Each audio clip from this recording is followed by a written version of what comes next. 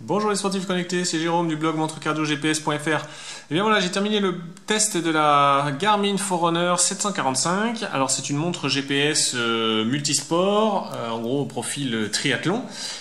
Elle succède à la Forerunner 735 XT, sauf qu'en fait, elle est beaucoup plus chère. En fait, elle a un positionnement qui est plus proche de la Forerunner 945 que de l'ancienne Forerunner 735 XT, qui est une montre qui a eu un grand succès, tout simplement parce qu'elle avait un super rapport fonctionnalité-prix, mais qui a changé avec cette Forerunner 745.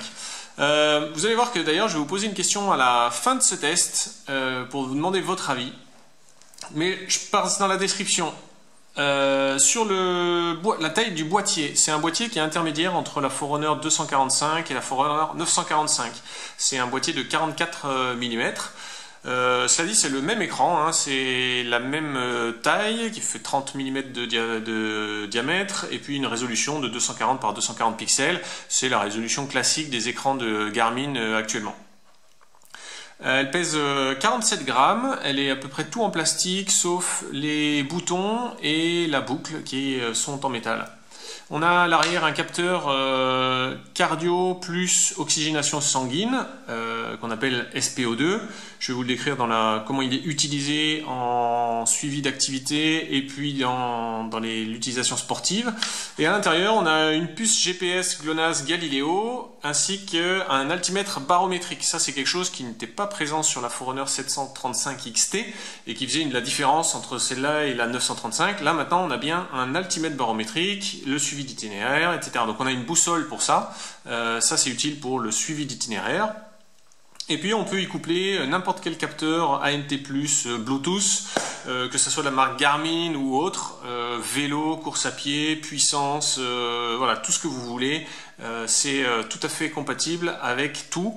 La seule différence, c'est si vous utilisez une ceinture cardio Garmin, vous aurez des métriques en plus, les métriques de foulée de course à pied, alors que si vous utilisez une ceinture cardio d'une autre marque, vous aurez uniquement la fréquence cardiaque.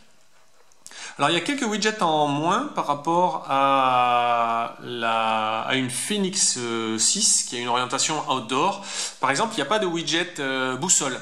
Alors il y a bien une boussole, je vous l'ai dit, une boussole en termes de capteur, mais il n'y a pas de widget boussole, c'est-à-dire que vous ne pouvez pas afficher la boussole à l'écran qui vous indique le nord. Mais cela dit, on a donc tous les widgets de performance sportive, les widgets de suivi d'activité quotidienne, et puis les widgets connectés. Bon, je ne les ai pas tous mis ici, il y en a encore quelques-uns qu'on peut ajouter, mais que moi j'utilise pas.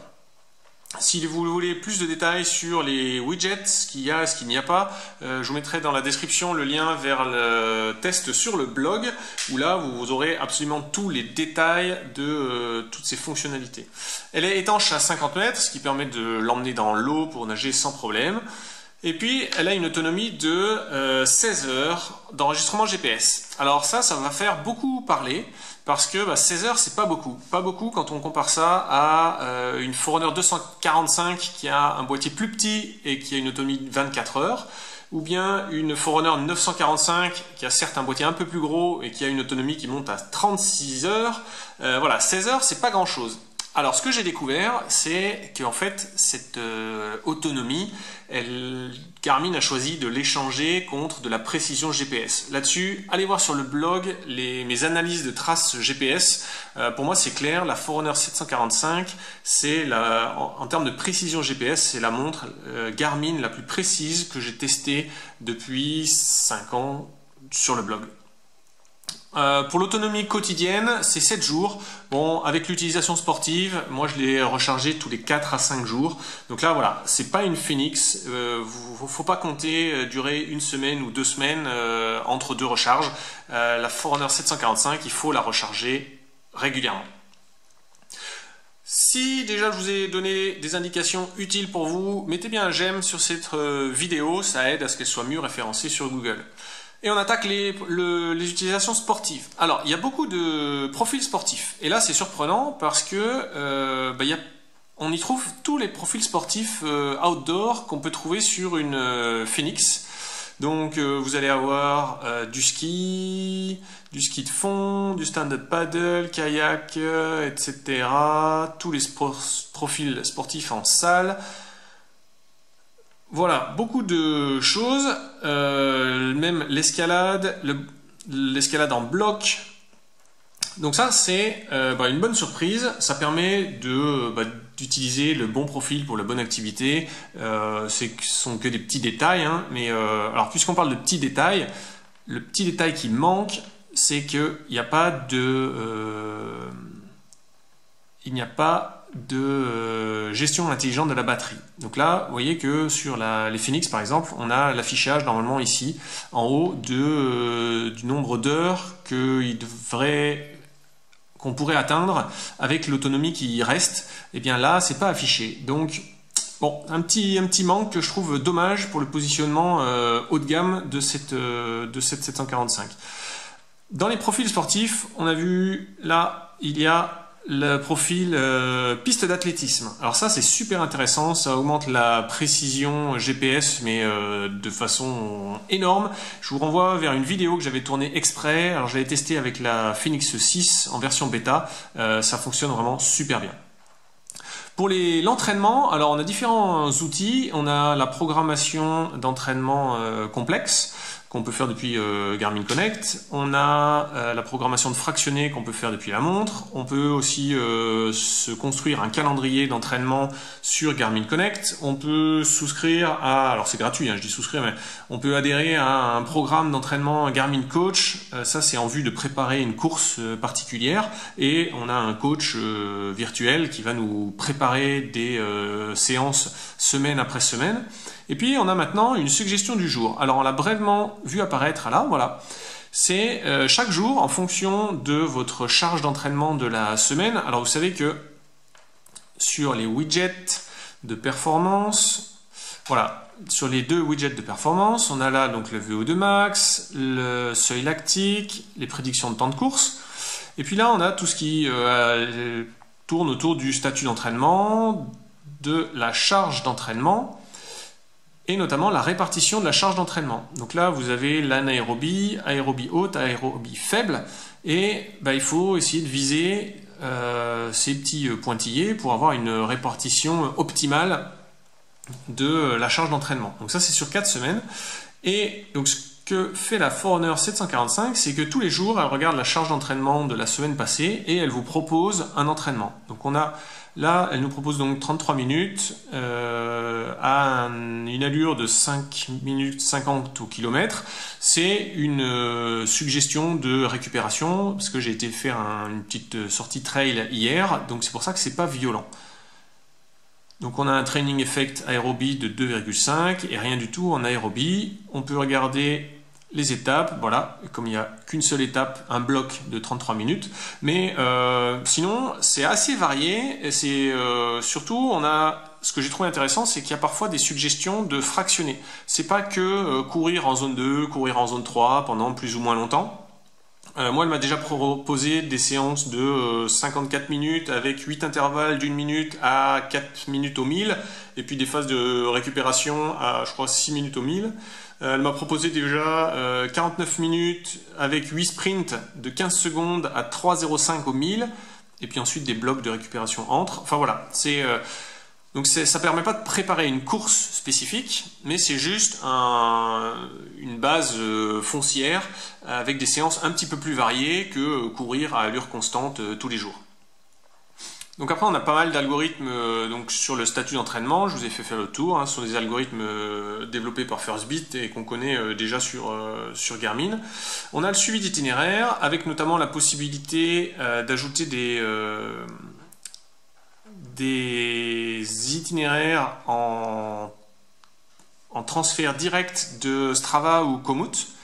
Donc vous tracez un itinéraire, alors moi j'aime bien utiliser à vélo les itinéraires Strava parce que je fais les créations automatiques et donc là vous voyez elle est transférée directement sur la montre, c'est automatique. Et puis on a aussi, une fois qu'on utilise les itinéraires, on peut activer Climb Pro qui est l'écran spécial monté et puis Pace Pro qui permet de créer des stratégies de course en prenant en compte le dénivelé dans le calcul d'allure. Donc ça, je vous ai fait une vidéo complète à la sortie de la Phoenix 6, vous pourrez aller la voir, elle est dans la playlist Phoenix 6. Et puis après, on a toutes les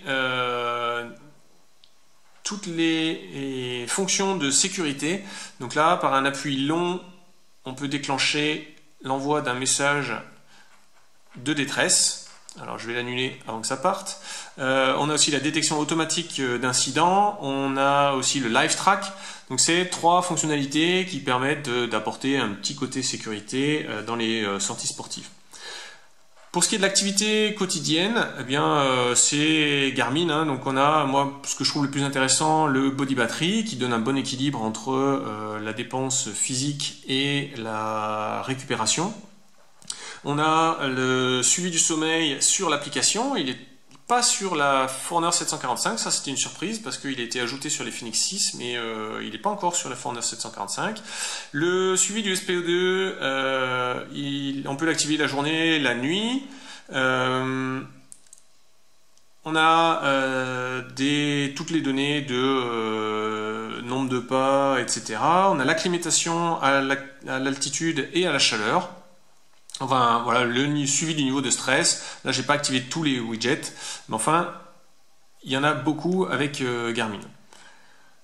Et du côté des fonctionnalités connectées, alors la fonctionnalité phare, c'est bien sûr le lecteur de musique, où là, Garmin est compatible avec les fichiers MP3, avec les playlists Deezer et avec les playlists Spotify et Amazon Music. Donc là, moi, j'ai une playlist Deezer qui se transfère par voilà, la playlist UTMB qui se transfère par Wi-Fi.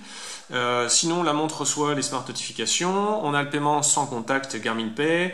On a un widget calendrier, un widget météo. Et puis, on a Connect IQ qui permet de télécharger d'autres applications.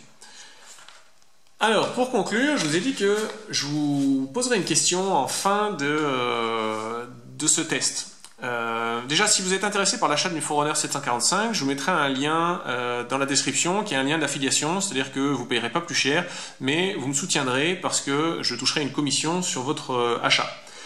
Donc là, je le disais, la Forerunner 745, elle est vendue plus cher que la 735, même lorsqu'elle était neuve à sa sortie. Bon, c'est un peu, je veux dire, ça peut s'expliquer, il y a quand même beaucoup plus de fonctionnalités, c'est quand même beaucoup plus poussé. Mais en même temps, elle est maintenant vendue à un prix qui est quasiment identique à la Forerunner 945 qui, elle, a une meilleure autonomie et la cartographie. La cartographie, c'est quand même super alléchant. Alors moi, mon cœur balance. Je me dis, pour le même prix, est-ce qu'il vaut mieux opter pour une meilleure précision GPS? Parce que meilleure précision GPS, ça veut dire aussi une meilleure précision sur l'allure instantanée, ça veut dire une meilleure précision dans les algorithmes derrière qui exploitent l'allure par rapport à la fréquence cardiaque, etc. Ou bien la cartographie.